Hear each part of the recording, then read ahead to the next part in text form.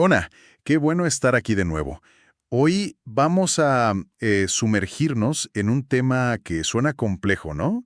Las calcificaciones cerebrales. Así es, un tema que, bueno, puede generar preocupación al escucharlo por primera vez. Exacto, porque uno oye depósitos de calcio en el cerebro y pues suena alarmante. Pero la cosa tiene sus matices, ¿verdad? Muchísimos matices. No es tan blanco y negro. Justo. Y por eso hoy vamos a explorar a fondo qué son, por qué ocurren y lo más importante, qué se puede hacer. Tenemos bastante información, artículos, notas. Sí, la idea es desmenuzar bien este tema. Ok, pues entrémosle. Para empezar, lo básico. ¿Qué son exactamente? O sea, literalmente calcio acumulado en el cerebro. En esencia, sí. Son acumulaciones, digamos, anormales de sales de calcio ahí en el tejido cerebral. Y siempre es malo encontrarlas. Siempre indican un problema serio. Esa es la pregunta clave, creo yo. Esa es la pregunta fundamental, sí. Pero, como te decía, no siempre. El significado clínico depende muchísimo de dos cosas. ¿Dónde están ubicadas? La localización. Exacto. Y la causa, el por qué se formaron. Aquí es súper importante hacer una distinción clave desde el principio. Hay calcificaciones que llamamos fisiológicas, Que serían como normales, básicamente benignas, sí. parte de procesos normales o del envejecimiento. Y luego están las patológicas, que esas sí están ligadas a alguna condición médica de fondo. Entendido. Fisiológicas versus patológicas. A ver, hablemos primero de las buenas, las fisiológicas, que por lo que leí no son nada raras, ¿o sí? Para nada. De hecho, son un hallazgo muy frecuente. Y fíjate que su prevalencia aumenta bastante con la edad. Es común verlas en gente mayor perfectamente sana. O sea, parte del proceso de envejecer, digamos. En muchos casos sí, o relacionadas con la actividad metabólica normal en ciertas zonas muy específicas del cerebro. ¿Cómo cuáles zonas? Mira, típicamente las vemos en la glándula pineal, esa pequeñita en el centro que regula el sueño. Ajá. También en los plexos coroideos, que son los que producen el líquido cefalorraquídeo, adentro de los ventrículos. Y a veces en la hoz del cerebro, que es la membrana que separa los dos hemisferios. Entiendo. Y lo importante es que estas por lo general no dan problemas. En la gran mayoría de los casos no. Son asintomáticas, no necesitan tratamiento, se consideran un hallazgo incidental sin más importancia clínica. Bueno, eso es un alivio saberlo, que no todo calcio en el cerebro es señal de alarma. Pero claro, está la otra cara, las patológicas. Ahí sí cambia la cosa. Cuando encontramos calcificaciones patológicas, sí son una señal. Nos dicen que hay algo más pasando, una enfermedad o una condición de fondo. Y aquí es donde la cosa se pone compleja, me imagino, porque las causas pueden ser muy distintas. Exacto. Lo fascinante, bueno, desde el punto de vista médico, claro, es la enorme diversidad de causas. Es como si muchos caminos llevaran a esa misma imagen en la tomografía. Podemos agruparlas para entenderlas mejor. A ver, ¿cuáles serían esas categorías? Mencionaste infecciones antes. Sí, las infecciones son una causa importante. Pueden ser congénitas, o sea, desde el nacimiento, o adquiridas después. ¿Congénitas como cuáles? Pues las del grupo TORCH, ¿sabes? Toxoplasmosis, citomegalovirus, esas infecciones que pueden pasar de la madre al feto y dejar secuelas, incluyendo calcificaciones. Entiendo. ¿Y las adquiridas? Ahí una causa relevante, sobre todo en nuestra región, en Latinoamérica, es la neurocisticercosis. El parásito, la larva de la tenia. Esa misma, también la tuberculosis, infecciones por hongos, pueden dejar calcificaciones como una especie de cicatriz después de la inflamación. Una cicatriz, pero de calcio. Interesante. Ok, infecciones. ¿Qué más? ¿Algo de metabolismo u hormonas? Sí, esa es otra categoría grande. Trastornos metabólicos o endocrinos. Aquí el ejemplo clásico es el hipoparatiroidismo. Hipo. O sea, baja función de las paratiroides. Exacto. Estas glandulitas producen la hormona paratiroidea, la PTH, que regula el calcio en sangre. Si hay poca PTH, el calcio en sangre baja. Ok, El cerebro. contraintuitivo. Totalmente. Y bueno, también otras alteraciones que afecten ese equilibrio calcio-fósforo pueden influir. Vale, infecciones, metabolismo y genética. Mencionaste algo de calcificación cerebral familiar. Primaria, PFBC, por las siglas en inglés. Antes se le decía enfermedad de Farr, pero ahora se prefiere ese término más específico para los casos con causa genética identificada. ¿Y qué pasa ahí? ¿Es hereditario? Sí, son trastornos hereditarios. Se han encontrado mutaciones en varios genes específicos, como SLC20A2, PDGFB, que alteran cómo funcionan las células cerebrales y los vasitos sanguíneos pequeños. ¿Y eso lleva al calcio? Lleva a una acumulación progresiva de calcio, sobre todo en los ganglios basales y otras áreas, y esto pues puede causar síntomas neurológicos, psiquiátricos, a menudo empiezan en la edad adulta. Vaya. Y aparte de estas tres grandes causas, infección, metabolismo, genética, ¿hay otras cosas que puedan provocarlas? Sí, hay más. Por ejemplo, malformaciones vasculares como los cavernomas a veces tienen calcio. Ajá. Ciertos tumores cerebrales también pueden calcificarse. Ojo, a veces es el tumor mismo, otras veces es consecuencia del tratamiento, como la radioterapia. Claro, la radiación puede tener efectos a largo plazo. Exacto. La radioterapia craneal puede inducir calcificaciones tiempo después. Incluso cosas más raras, como falta severa de oxígeno o golpes fuertes en la cabeza, podrían dejar calcificaciones residuales. Es un abanico enorme de posibilidades, la verdad. Y decías que la localización ayuda a distinguir, ¿no? Las patológicas no suelen estar donde están las fisiológicas. Generalmente no. Mientras las fisiológicas están en sitios muy puntuales, como la pineal, las patológicas suelen afectar estructuras más profundas y funcionalmente más críticas. ¿Cómo cuáles? Los ganglios basales son un sitio súper común, esenciales para el movimiento, hábitos, emociones. Claro. Ahí se ven mucho en problemas metabólicos y genéticos. También pueden estar en el tálamo, en el cerebelo, clave para la coordinación, en la sustancia blanca. ¿Y cómo se ven? Me imagino que aquí entra la tomografía computarizada, la TC. Justo, la TC es la reina para detectar calcio. El calcio es muy denso y en la TC se ve como manchas blancas, muy brillantes. Es mucho más sensible que la resonancia magnética para ver el calcio en sí. Al que la resonancia servirá para otras cosas, ¿no? Para ver el tejido alrededor. Exacto. La RM es mejor para ver el cerebro en sí, si hay inflamación, un tumor, la causa de fondo. Pero para ver la calcificación como tal, la TC es la ideal. Clarísimo. La TC es la herramienta estrella. Ok, entonces, ya sabemos qué son, por qué pueden aparecer y cómo se detectan. Ahora, la pregunta del millón, la que seguro se hace mucha gente. Si me encuentran una calcificación de estas, patológica, ¿se puede quitar? ¿Hay tratamiento para disolverla? Esa es la gran pregunta, y donde a veces hay un poco de confusión. La respuesta corta y directa es que hoy por hoy no tenemos un tratamiento médico, digamos, estándar, seguro y eficaz que pueda disolver o quitar las calcificaciones que ya están ahí. O sea, no hay una pastilla anticalcio cerebral. No existe esa pastilla mágica. Entonces, si conectamos esto con cómo se maneja en la clínica, el enfoque no es atacar la calcificación en sí misma, como si fuera una piedra del riñón que hay que romper. Ajá. Más bien el enfoque va por dos lados principales. Uno, identificar y tratar la causa que la originó. Si se puede, claro, para frenar el proceso. Ir a la raíz del problema. Exacto. Y dos, manejar los síntomas. Si esas calcificaciones o la enfermedad de base están causando problemas neurológicos o psiquiátricos, pues hay que tratar esos síntomas activamente. Entendido. No atacar el depósito, sino la causa y las consecuencias. Hablemos de tratar la causa. Pusiste el ejemplo del hipoparatiroidismo. ¿Cómo se maneja eso? Pues en el hipoparatiroidismo, lo fundamental es corregir ese desbalance químico. Se dan suplementos de calcio y vitamina D activa, como el calcitriol. Para normalizar los niveles en sangre. Eso es, y requiere un seguimiento muy de cerca para ajustar dosis, evitar que el calcio baje o suba demasiado, cuidar los riñones. El objetivo es estabilizar ese metabolismo mineral. ¿Y eso hace que las calcificaciones desaparezcan?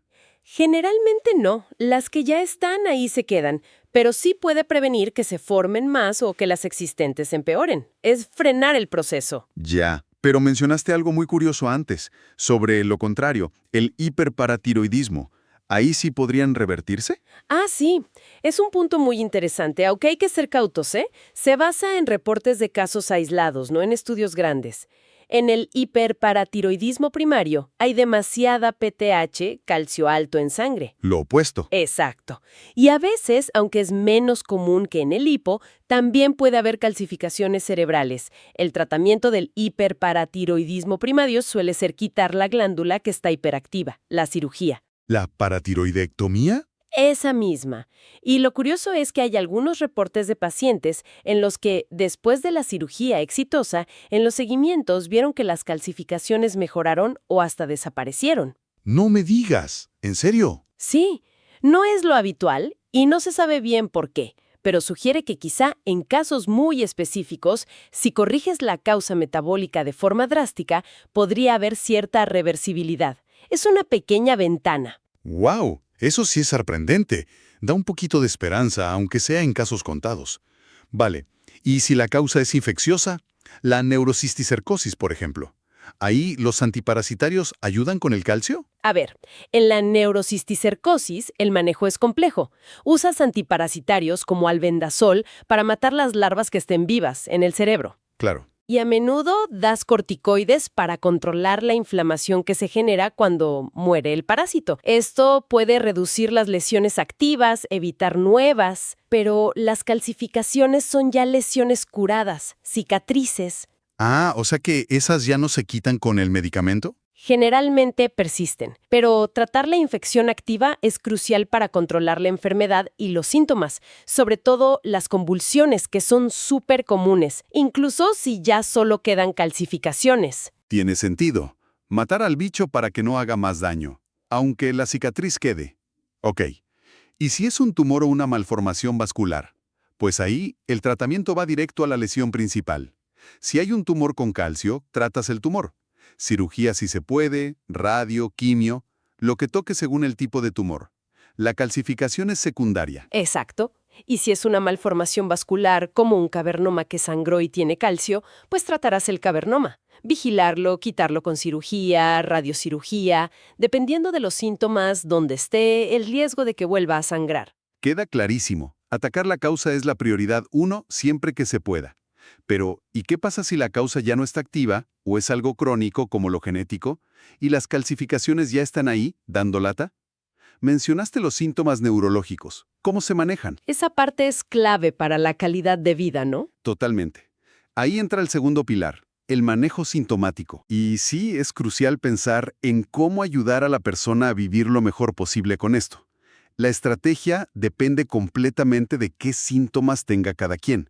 Por ejemplo, Un síntoma muy común asociado a calcificaciones patológicas, sobre todo si están en ganglios basales o cerca de la corteza, son las crisis epilépticas, las convulsiones. claro. En esos casos, pues el tratamiento son los medicamentos anticonvulsivos.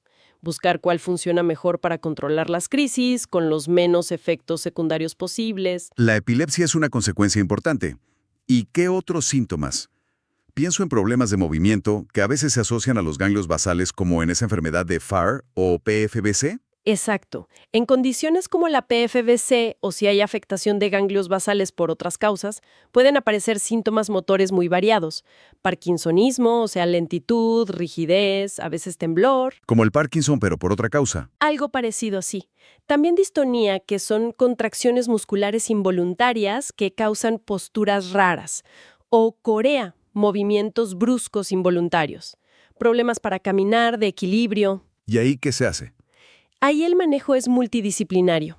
Se pueden intentar medicamentos, por ejemplo, levodopa, para el parkinsonismo, aunque la respuesta no siempre es tan buena como en el Parkinson idiopático, pero sobre todo la terapia física y ocupacional son fundamentales. Rehabilitación. Sí, para mantener la movilidad, mejorar el equilibrio, adaptar las actividades del día a día, prevenir caídas, es vital. Y además de movimiento y epilepsia, pueden afectar el pensamiento, el ánimo. Sí, claro. Dependiendo de dónde estén y qué tan extensas sean las calcificaciones, y de la enfermedad de base, puede haber síntomas cognitivos, problemas de memoria, de atención, de función ejecutiva, que es como la capacidad de planificar y organizar. Ajá. Y también síntomas neuropsiquiátricos, depresión, ansiedad, apatía, irritabilidad, cambios en la personalidad, incluso psicosis, especialmente en enfermedades como la PFBC. Vaya, el espectro es muy amplio. Sí, y el manejo de esto, pues, requiere una buena evaluación neuropsicológica y puede incluir medicamentos como antidepresivos, ansiolíticos, a veces antipsicóticos y mucho apoyo psicoterapéutico tanto para el paciente como para la familia. Un abordaje súper integral, centrado en la persona. Oye, y mirando un poco al futuro, ¿hay investigaciones prometedoras? ¿Algo que intente actuar más sobre el calcio mismo, al menos en casos específicos? Sí se está investigando, sobre todo para entender mejor los mecanismos moleculares, el por qué se forma el calcio en las formas genéticas, como la PFNC.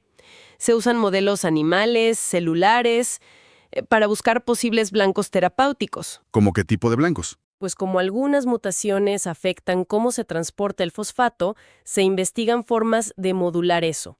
También se exploran terapias contra la inflamación o el estrés oxidativo que podrían jugar un papel. Hay algunos ensayos clínicos muy iniciales para estas enfermedades genéticas raras. Probando fármacos. Sí, probando fármacos que intentan interferir en esa cascada de eventos que lleva al calcio. Pero, y esto es súper importante recalcarlo, estamos en terreno experimental. Claro, no es algo para mañana. Exacto. Falta mucho para tener algo curativo o que revierta las calcificaciones de forma generalizada. La investigación avanza, pero necesita tiempo y pruebas muy rigurosas. Por eso, y creo que este es el mensaje fundamental, es absolutamente necesaria una evaluación médica completa y por especialistas. Usualmente un neurólogo, pero muchas veces se necesita un equipo. Un equipo multidisciplinario. Sí, neuroradiólogos, endocrinólogos, genetistas, neuropsicólogos, psiquiatras, terapeutas. El plan tiene que ser totalmente personalizado. Hecho a la medida, viendo la causa, la localización, los síntomas, las circunstancias de cada persona. No hay recetas únicas. Un mensaje clave: personalización y especialistas. ¿Ok? Pues hagamos una recapitulación rápida para que nos queden las ideas claras. ¿Qué significa todo esto en resumen? Primero, y quizás lo más importante, no todas las calcificaciones son iguales.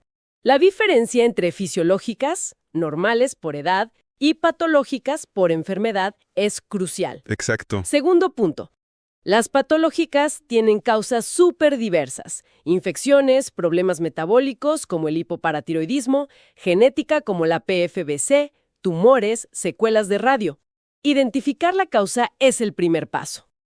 Tercero, y para quitar mitos, hoy por hoy no hay una cura mágica para disolver esas calcificaciones ya formadas. El tratamiento se enfoca en la causa de fondo, si se puede tratar. Si hay síntomas, epilepsia, problemas motores, cognitivos, de ánimo, el tratamiento se centra en manejar esos síntomas específicos con medicamentos, terapias, apoyo, para mejorar la calidad de vida.